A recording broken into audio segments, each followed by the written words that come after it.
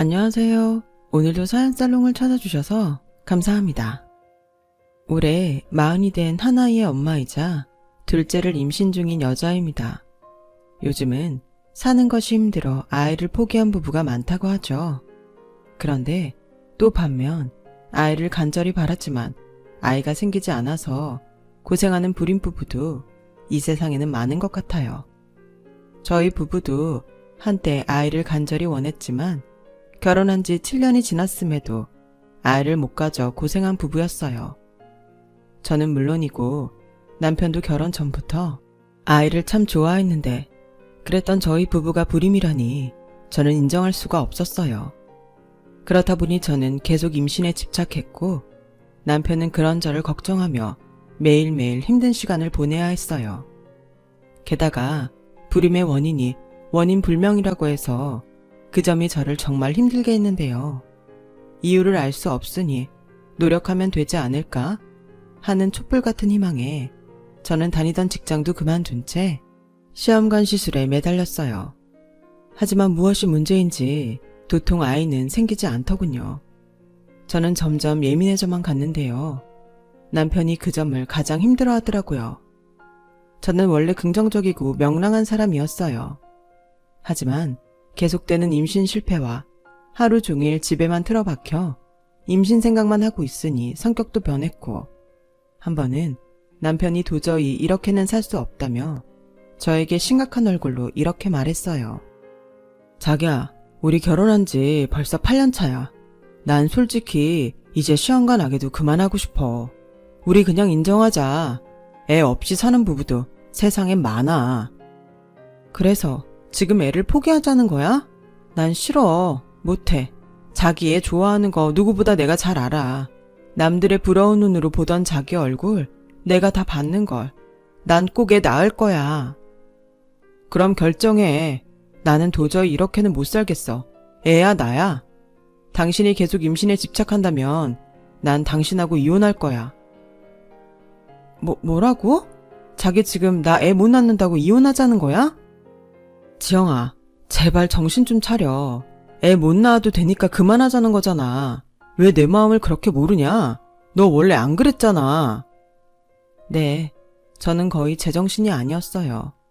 사람이 한 가지에만 집착하니 점점 미치더라고요.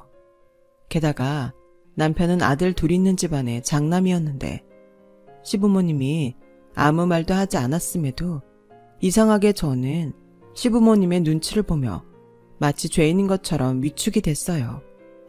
그렇다 보니 시부모님 뵙는 것도 힘이 들더라고요. 그럼 안 되지만 꼭 가야 하는 자리가 아니면 시댁에도 가지 않았고 남편만 시댁에 보냈어요.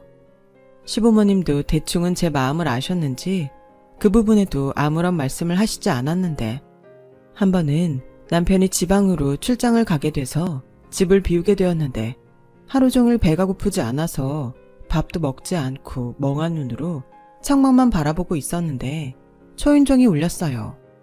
하지만 저는 올 사람도 없으니 그 초인종 소리를 무시했죠. 그러다 사람 없는 줄 알고 가겠지 했는데 오히려 초인종 소리에도 꼼짝하지 않자 문을 쾅쾅 요란하게 두드리는데 두 소리에 짜증이 확 나더라고요. 그래서 한 소리 할 마음으로 현관문을 확 열어 제꼈는데 글쎄 현관문 앞에는 전혀 예상하지 못했던 시어머니가 포장 음식을 들고 서 계시는 게 아니겠어요? 어머니, 여기까지 무슨 일로? 명우 출장 갔다며. 그럼 너 혼자 있을 거잖아. 그래서 너랑 모처럼 둘이 소주나 마시려고 왔다. 너 밥 안 먹었지? 네, 근데 저는 생각이 없어요. 그리고 지금 집이 좀 지저분한데? 그래서 뭐, 나더러 그냥 가라고? 아니, 그건 아닌데. 그러지 말고 안에 들어가자. 집이 지저분하면 어때? 가정집에 항상 깨끗하라는 법 있니? 다 괜찮아. 나 진짜 너랑 소주 마시고 싶어서 왔다니까? 너도 알다시피 네 아버지가 고지식한 양반이라 여자 술 마시는 거 싫어하잖아. 내가 이 나이에도 이렇게 남편 눈치를 보고 산다. 뭐해? 안 들어가고. 저희 시어머님은 말씀은 그렇게 하셔도 여장부 같으신 분이세요. 그리고 말씀은 소주 마시러 오셨다고 했지만 분명 남편 없이 혼자 있는 제가 신경이 쓰여서 오셨다는 걸 저는 모르지 않았죠. 너 요즘 도통 입맛이 없다며. 그래서 내가 너 환장한다는 매운 불족발 사왔다. 이거 네가 좋아한다는 그 집 거야.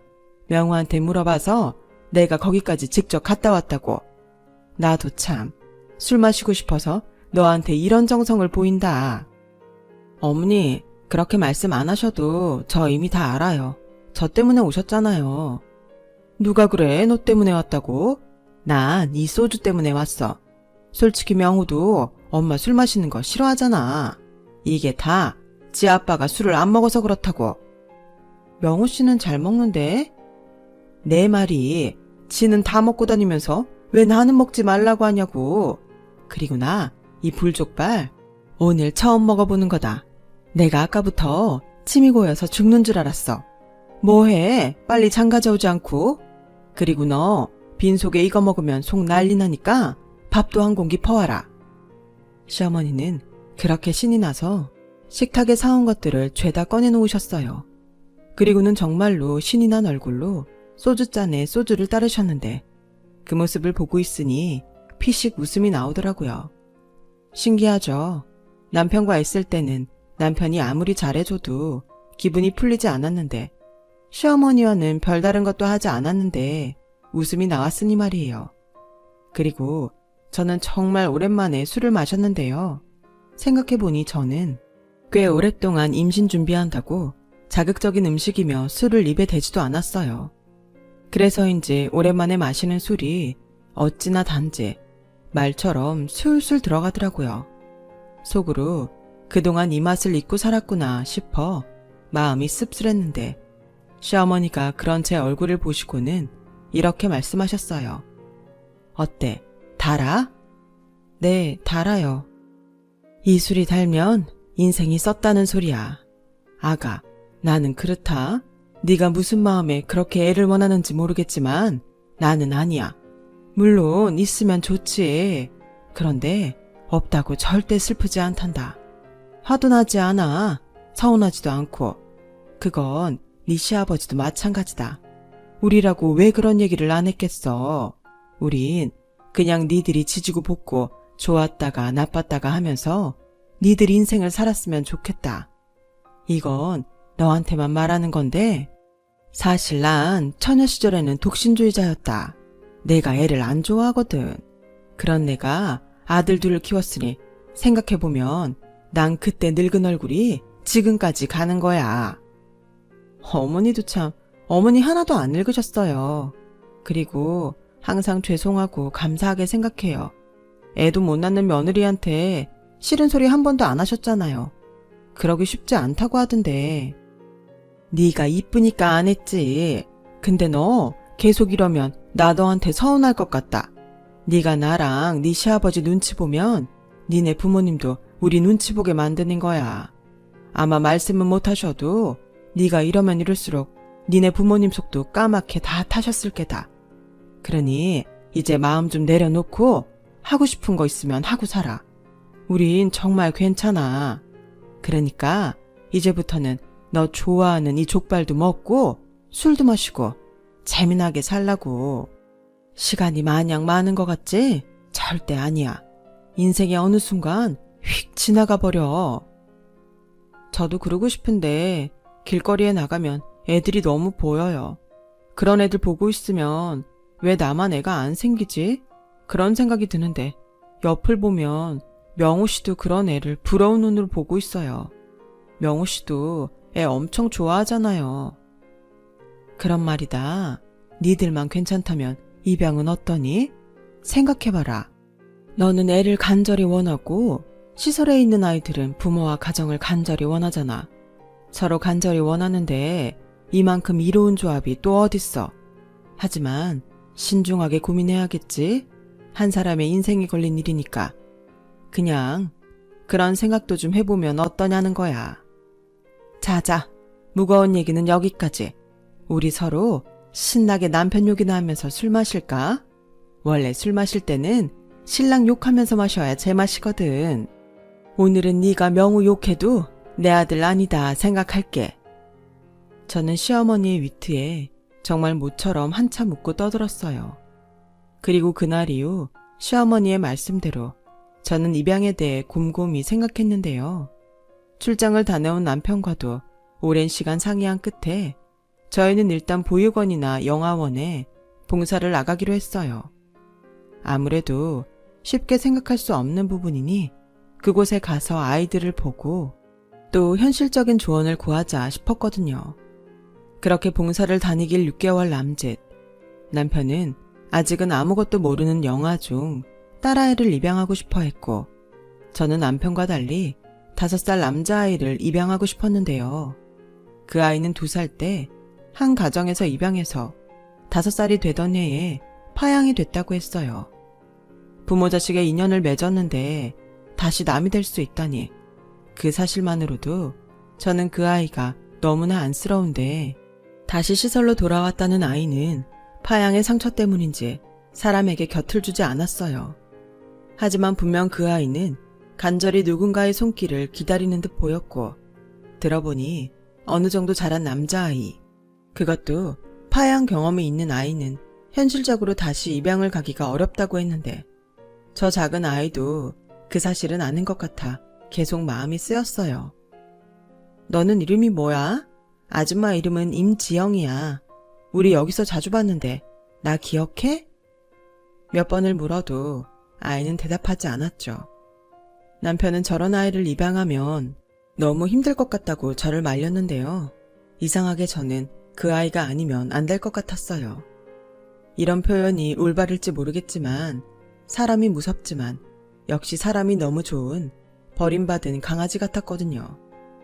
3달이 넘게 그 아이의 마음을 얻으려고 저는 부단히도 노력했어요. 하지만 꽁꽁 닫힌 그 마음은 좀처럼 열리지 않았는데, 한편으로는 그런 생각도 들더군요. 아이가 저렇게 원하지 않는데 계속 강요하는 것도 도리가 아닌 것 같았어요. 그래서 애써 마음을 단념하려 했는데 저 역시도 그 과정이 꽤 힘들어 그 즈음 운전하다 가벼운 접촉사고가 나서 병원에 입원하게 되었어요. 제가 사고로 보육원에 가지 못하자 수녀님이 전화를 주셔서는 뜻밖의 이야기를 해주시더라고요. 글쎄, 그렇게 곁을 주지 않았던 그 아이가 제가 보육원에 오지 않자 하루 종일 문 앞에서 저를 기다리는 듯 한참을 서 있더라는 거였죠. 그 순간 누가 말해주지 않았는데도 저는 그 아이의 마음을 알 것 같았고, 내내 저를 기다렸을 아이를 생각하니 마음이 이상하게 요동치기 시작했는데, 아무래도 아이는 또 버림받을 것이 두려워 저에게 선뜻 다가오지 못했던 것이 아닐까 싶었어요. 그러면서 사실은 그 누구보다 제 손을 잡고 싶었던 건 아니었을까 하는 생각을 했어요. 그 생각까지 미치자 저는 도저히 병원에 있을 수 없었어요. 그래서 다음날 병원에서는 움직이지 말라고 했지만 저는 아픈 것도 모르겠다며 무작정 퇴원해 보육원부터 찾아갔고, 정말로 수녀님 말처럼 문 앞에 혼자 서 있는 그 아이를 보게 됐는데요.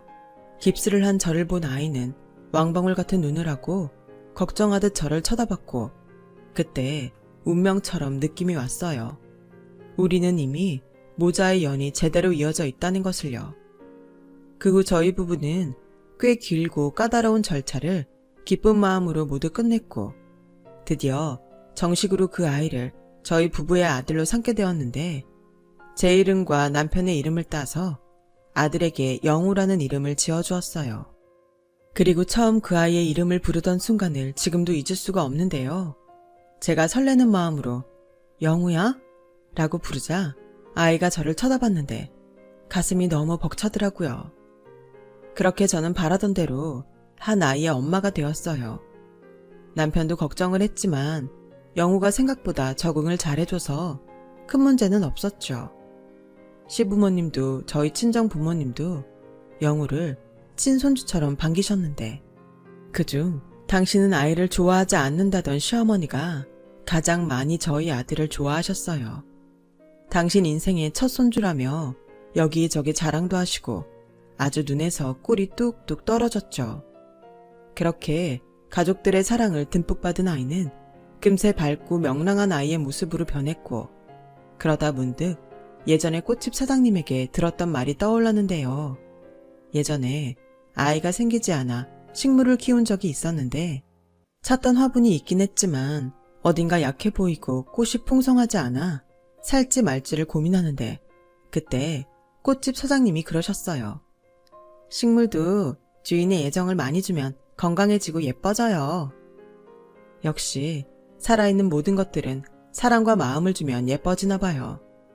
저는 아이의 달라진 모습을 보며 입양을 해서 다행이라는 생각을 하게 됐고 그 후로는 아이 때문이라도 더욱 열심히 살아야겠다는 생각을 하게 됐어요.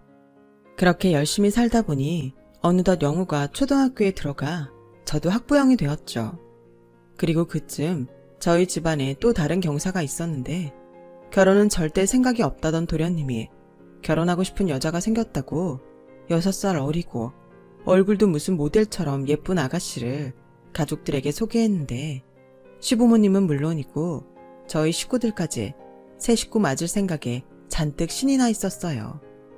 하지만 뜻밖에도 도련님의 상견례장에서 사건이 발생했고 그 사건의 시작은 철없는 예비동서의 지나친 욕심 때문이었는데요. 상견례 자리에 가보니 예비동서의 엄마라는 사람도 얼굴에 욕심이 가득해선 영문도 모르는 저희 가족들에게 서운하다며 이야기를 시작하셨어요. 아니, 돈도 많으시다면서 첫째 아들, 둘째 아들 차별하십니까? 저도 큰맘 먹고 시키는 결혼인데 정말 서운합니다. 무슨 말씀이신지 저희는 잘 모르겠네요.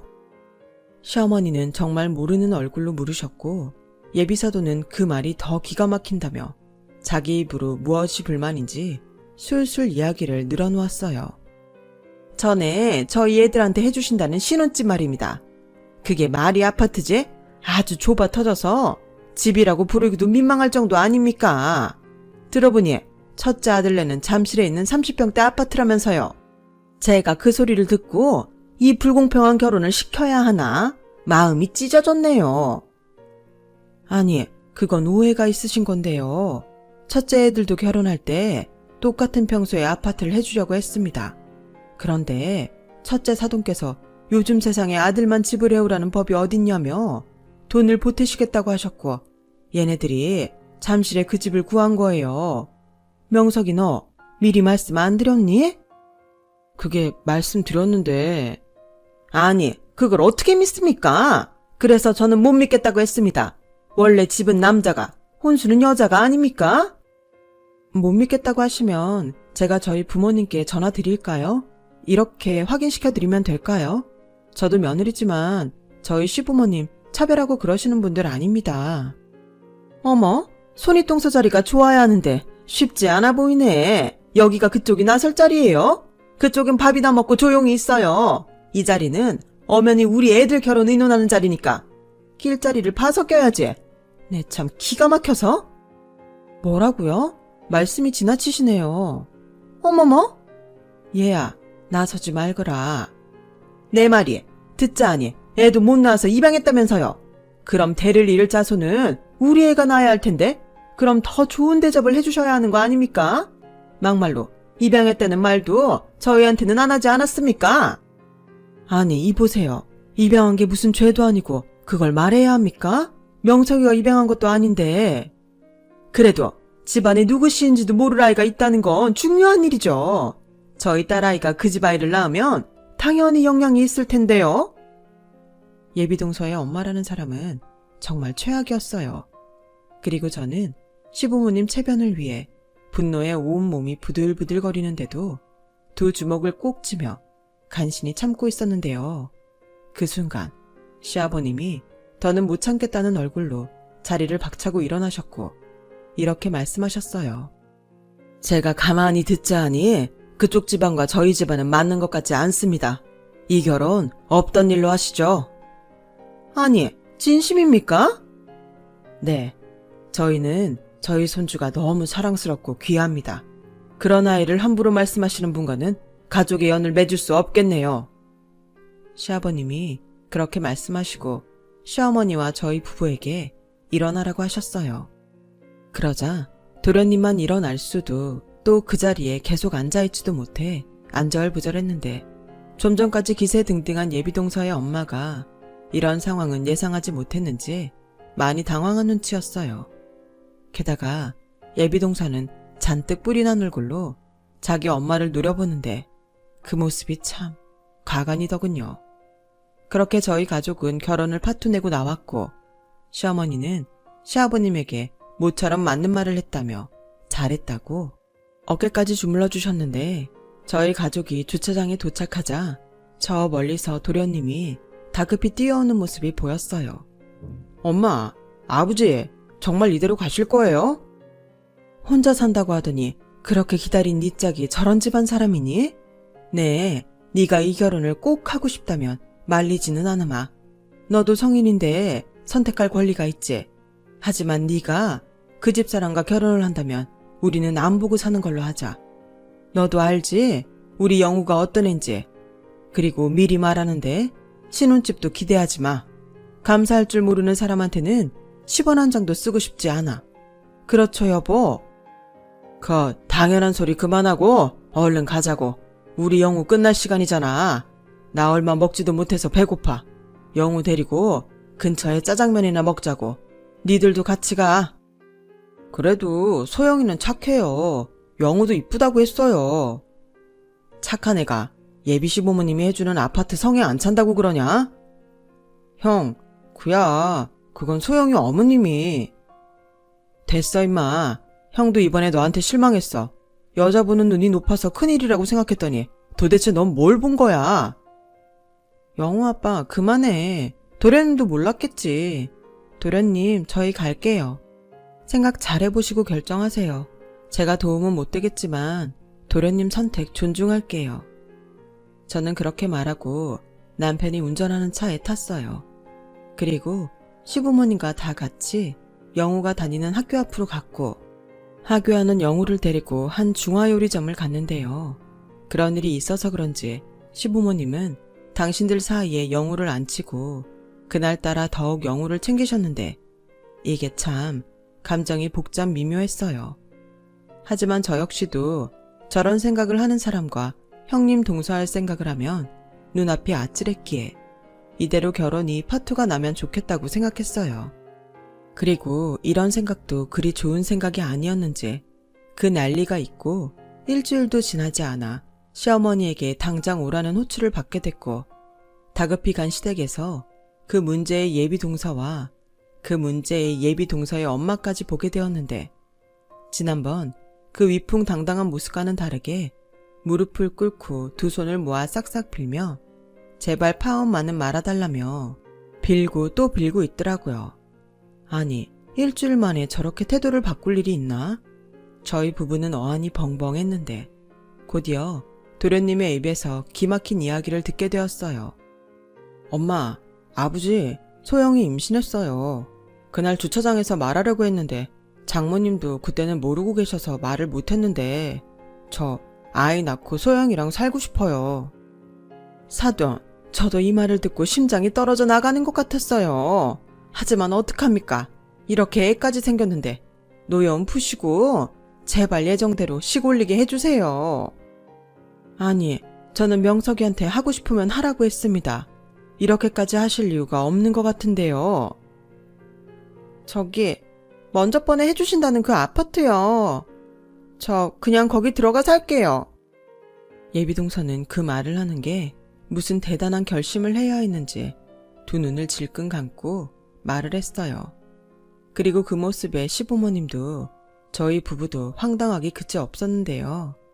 사실 저희 시부모님이 재산이 꽤 많아요. 전세와 월세를 주고 있는 아파트도 세 채 있고 강남은 아니지만 서울의 빌딩도 두 채가 있어서 거기서 나오는 임대료만 해도 시부모님은 먹고 사시는데 지장이 없을 정도시죠. 하지만 시부모님은 사람이 사지 육신 멀쩡한데 왜 노냐고 나이와 건강이 허락하는 선에서는 일을 해야 한다는 주의셨는데 그래서 두 분이 알게 모르게 기부도 많이 하시고 그래요. 저 역시 그 모습이 너무 보기 좋아. 우리도 형편이 되면 나중에 시부모님처럼 살자고 남편과 약속했는데 아무래도 예비동서는 도련님에게 시부모님 재산을 듣고 다른 생각을 했던 것 같았죠. 아무튼 시어머니는 뒷목을 잡았지만 이미 임신한 며느리를 매몰차게 뿌리치지는 못했어요. 시아버님도 마찬가지로 더 이상의 반대는 하지 못하셨고 원래 해주기로 한 20평대 작은 아파트를 하나 해주는 걸로 결혼 이야기를 마무리 지으셨는데요. 기껏 허락을 받고 돌아가는 예비동서와 예비동서 엄마는 실컷 풀이 죽어 시댁을 나섰어요. 남편이 집에 오는 길에 그러더군요. 임신했다고 하니 부모님이 조금 더 챙겨주지 않을까 기대했던 거 아니냐고요. 저는 설마 했지만 이후 정식으로 결혼 준비를 하는 동서를 보니 동서도 그렇고 동서 집도 그리 돈은 없어 보였는데요. 그도 그럴 것이 동서가 해온 혼수라고는 딸랑 침대 하나였어요. 그래놓고 그렇게 시댁에서 아파트 작은 거밖에 안 해준다고 툴툴거리는 모습이 썩 보기 좋지는 않았는데 싹싹 빌면서 제발 파혼만은 시키지 말아달라고 애원했다는 걸 까맣게 잊었는지 동서의 태도는 시간이 지나면 지날수록 거만하기가 짝이 없었어요. 형님, 근데요, 저 진짜 궁금해서 물어보는 건데요. 형님은 왜 다 큰아들을 입양했어요? 다른 건 다 그렇다 쳐도 딸이었으면 더 좋았잖아요. 왜? 아니, 영우 걔는 툭 까놓고 저희 집안 핏줄도 아닌데 장손자리를 그런 애한테 어떻게 줘요? 뭐라고? 그런 애? 동서, 지금 나랑 싸우자는 거지? 에이, 아니요. 형님은 영우에게만 나오면 이렇게 예민하시다니까? 형님도 말씀은 아니라고 해도 의식하니까 그러는 거 아니세요? 설마 아버님 어머님이 친손주 보시면 영우 찬밥될까봐 그러시나? 뭐야? 동서 말 다 했어? 그렇잖아요. 입양한 손자도 그렇게 아끼시는데 두 분 핏줄인 우리 애가 태어나면 누가 더 이쁘겠어요? 오죽하면 핏줄은 당긴다는 말이 다 있을까? 그래서 저는 쑥모된 입장에서 걱정돼서 그래요. 입양된 애들 팔자가 결국엔 다 그렇더라고요. 동서는 임신한 게 아주 벼슬인가 봐. 내가 처음이자 마지막으로 말하는데 그 입 조심해. 다음에 또 이렇게 똥인지 된장인지 구별 못하면 그때는 바로 네 머리차부터 잡을 테니까. 하긴 너도 그 애 아니었으면 결혼도 못했을 텐데 얼마나 고맙겠니. 하지만 또 한 번 우리 애 입양하니 뭐니 떠들었다간 동서가 뭐가 없는 줄 알아. 알겠어? 천박하고 무식해서 상대 안 하려고 했더니 비켜. 저는 제 말에 씩씩거리며 지랄 발광하는 동서를 뒤로하고 남편과 영우가 있는 곳으로 갔는데요. 저에게 무슨 일이 있었는지 모르는 남편과 영우는 저를 보며 활짝 웃는데 그 미소를 보니 저는 더욱 가슴이 아팠어요. 우린 이렇게 한 가족이라는 이름으로 행복한데 자꾸만 동서가 흠집을 내려는 것 같아 저도 예민해지더라고요. 그 후 동서는 제 눈치를 살살 보기 시작했어요. 애당초 동서와 잘 지낼 마음까지는 없었던 저였기에 동서가 눈치를 보고 알아서 조심하니 이건 이거대로 됐다는 생각을 했는데 몇 달 후 동서가 아들을 낳았어요. 그러자 동서는 마치 왕자를 낳은 후궁처럼 저와 시어머니 앞에서 콧대를 높였고 저는 그러든지 말든지 하며 도련님께 축하금이 든 봉투를 드렸는데 그 모습을 본 시어머니가 당신도 봉투를 해왔다며 동서에게 수고했다고 딱 봐도 두툼한 봉투를 건네셨어요. 그러자 동서는 눈이 반짝반짝해서는 시어머니가 준 봉투를 받아 그 자리에서 액수를 확인했고 액수가 기대했던 것과 달랐는지 눈물까지 글썽이며 원망하듯 말을 늘어놓는데 정말이지 기가 막혔어요. 어머니, 제가 아들을 낳았는데 고작 300만 원 주시는 거예요? 3천도 아니고요? 뭐? 3천?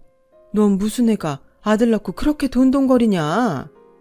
그렇잖아요. 어머니는 첫 손주인데 못해도 최소 1,000만 원은 주셔야죠.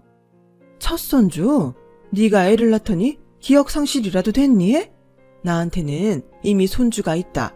너네가 우리 영우 그런 식으로 무시하지 말라고 했지? 몰라요. 입양한 손주는 그렇게 끼고 사시면서 정작 핏줄인 저희 아들한테는 어쩌면 그러세요? 이 돈 가지고는 저 조리원도 못 들어간단 말이에요. 제가 들어갈 조리원이 1,000만 원인데 꼴랑 200, 300 가지고 저더러 어쩌라고요? 뭐야? 무슨 산후조리를 하는데 1,000만 원이나 해? 네가 무슨 귀부인이야 뭐야? 어머, 말씀하시는 것 좀 봐. 오빠가 무슨 말이라도 해봐. 소영아, 그러게 내가 이건 좀 아니라고 했잖아. 남은 돈은 내가 알아서 할게. 그만해. 오빠 돈이 오빠 돈이야? 우리 돈이지. 그리고 원래 산후조리비는 시댁에서 해주는 거야. 어머니, 저 이 돈으로는 산후조리 못해요. 나머지 700 더 주세요. 나 참 기가 막혀서 산후조리 친정 엄마가 해준다는 말은 들었어도 산후조리비 시댁에서 해주는 거라는 건 너한테 처음 듣는다. 난 그 이상은 못 줘. 그것만으로도 감지덕진 줄 알아. 어머니, 진짜 너무하세요. 돈도 많으시면서. 좋아요. 그럼 앞으로 저희 아들은 못 보신다는 거 아세요. 요즘은 능력 없으면 손주 얼굴도 제대로 못 보는 세상이에요. 동서 애 낳다니 완전히 미친 거 아니야? 형님도 부러우면 가만히 계세요. 애를 낳아봤어야지. 저는 동서의 그 말에 그만 욱해서 가방을 든 손을 번쩍 올렸는데요. 시어머니는 그런 제 손을 잡으시면서 동서에게 환한 미소로 이렇게 말씀하셨어요. 그래, 네 말을 들으니 이제 내 알겠다. 그러니까 네 말은 나랑 네 시아버지가 돈을 풀지 않으면 네 아들을 보여주지 않겠다. 이 소리지? 네, 저희 아들이 어떤 아이예요? 이 집안 대를 이을 귀한 혈통이잖아요. 하물며 그 입양 안에도 손자라고 아끼시면서 저희 아들한테는 그 정도는 해주셔야죠. 그래야 나중에 영우 걔도 지가 장손이니 뭐니 깝치지 못하게. 야, 뭐? 깝친다고? 이게 애를 낳더니 눈에 뵈는 게 없구나. 저는 그만 이성을 잃고 동서에게 야라고 해버렸어요. 그러자 시어머니는 저를 병실 문으로 데려가셨는데요. 그러고는 침착한 얼굴로 동서에게 가셨고 대화를 이어나가셨어요. 그래, 내가 미처 거기까지는 몰랐다. 그럼 나랑 네 시아버지는 앞으로 네 아들 안 보는 걸로 하자. 너 받은 그 300도 다시 이리 다오. 난 굳이 네 아들을 돈까지 줘가면서 보고 싶지는 않아. 나한테는 이미 귀한 장손이 있는데 내가 뭐가 아쉬워서 그렇게 한다니? 됐다 그래라. 뭐해? 그 돈이나 빨리 주지 않고 그 돈으로 우리 영호 자전거나 좋은 걸로 하나 사줘야겠다. 어머니 진짜 미친 거 아니세요? 아니 어떻게 제 아들이 보육원 출신보다 못해요. 저희 아이는 어머님 핏줄인데. 너 그 입 안 닥쳐? 이게 큰 소리 안 내려고 사람이 참는데 어디 어른 앞에서 악을 써. 너 네 친정에서 그렇게 배웠니? 명석이 너 다시는 나나 네 형네 연락하지 마라. 우리 연 여기서 끊자. 엄마 그래도 너도 머리가 있으면 생각을 해. 누가 내 손주 안 귀하대? 근데 이게 맞아? 지금 이게 정상이야? 내가 너 이렇게 키웠어? 죄송해요. 남한테 피해주지 말고 잘 살아라. 우리는 이만 가자. 이딴 곳에 영호 안 데려오길 천만다행이다. 너도 쟤들이랑 이제 상종하지 마. 저는 그렇게 시어머니의 손을 잡고 그 병실을 나왔어요. 그리고 돌아가는 택시 안에서 그만 눈물이 쏟아지고 말았고 시어머니는 그런 저를 품에 꼭 안아주셨는데요. 그 후 시어머니는 물론이고 이 사실을 안 시아버님도 단단히 화가 나서 도련님네와 완전히 연을 끊어버리겠다고 하셨고 도련님이 뒤늦게 전화를 수십 통도 넘게 했는데 그 전화도 모두 받지 않았다고 하시더라고요. 그리고 도저히 안 되겠는지 도련님과 동서가 그 갓난아이까지 데리고 시댁 문 앞까지 갔다고 하는데 결국 문도 열어주지 않으셨다고 했어요. 결국 또다시 동서의 그 엄마까지 동원돼서 저희 시어머니에게 연락을 하셨는데요. 미처 그 번호까지 저장을 안 한 탓에 전화를 받게 된 시어머니는 인상을 잔뜩 구기셨어요. 사돈, 저는 정말 이해할 수가 없습니다. 아니 어떻게 사돈 핏줄을 낳은 저희 딸을 그리 막대하십니까? 저희 딸이 결국 산후조리도 못했습니다. 이게 사돈이 바라던 일입니까? 이러시면 저라고 정서방이 이쁠까요? 저도 받은 만큼 정서방한테 돌려줄 겁니다. 그래요? 그럼 그러세요. 그럼 명석이 걔도 알겠네요. 지가 얼마나 큰 똥을 밟았는지. 그리고요, 사람이 지 분수를 알아야 합니다. 그렇게 지 욕심만 챙기고 자기보다 못하면 깔아뭉개는 댕내딸? 저는 보기 힘드네요. 처음엔 가진 게 너무 없어서 저렇게밖에 못 컸나 했습니다. 그래서 측은하게 보려고 애도 많이 썼어요. 그런데 이건 그런 차원의 문제가 아니라 원래 그렇게 되먹지 못한 사람이라는 걸 이번에 알았습니다. 뭐요? 당신 지금 말 다 했어? 기분 나쁘시죠? 바로 그겁니다. 댁내딸이 걸핏하면 그래요. 우리 장손이, 우리 큰며느리가 댁내딸한테 그런 말을 수없이 들었단 말입니다. 이걸 가만히 둘 수 있습니까? 굴러온 돌이 박힌 돌 뺀다고? 이건 아닙니다. 귀한 내 식구 제가 챙겨야죠. 그렇게 시어머니는 당신 말씀만 하시고는 전화를 끊어버리셨어요. 그리고 저에게 전화번호 차단하는 방법을 물어보셨는데요. 이걸 안 가르쳐드릴 수가 없으니 방법을 알려드렸는데 도련님 동서, 방금 걸려온 동선의 엄마 전화번호가 그 자리에서 차단됐어요. 그리고 동서는 바로 다음 날부터 석고대죄하듯 시댁 문 앞에서 빌고 또 빌었는데 그래도 시부모님이 받아주지 않자 이번에는 애를 시댁 현관 앞에 그대로 두고 잠적해버렸어요. 시어머니는 그런 줄도 모르고 밖에 나가지도 못해 곤란을 겪고 있다가 이웃 아주머니께서 왜 나이가 문 앞에 있다고 알려주는 바람에 놀라서 뛰쳐나갔다고 하셨어요.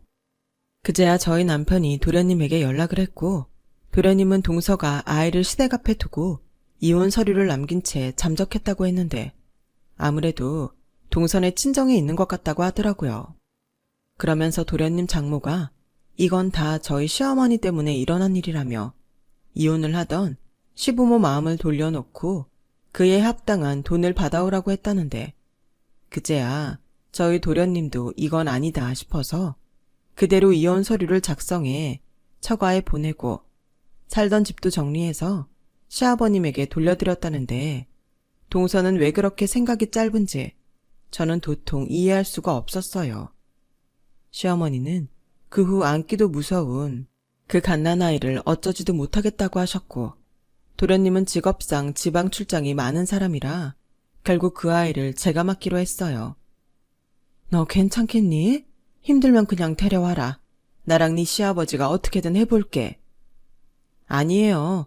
저 애 좋아하는 거 아시잖아요. 그리고 영우가 자기 동생 생겼다고 엄청 챙겨요.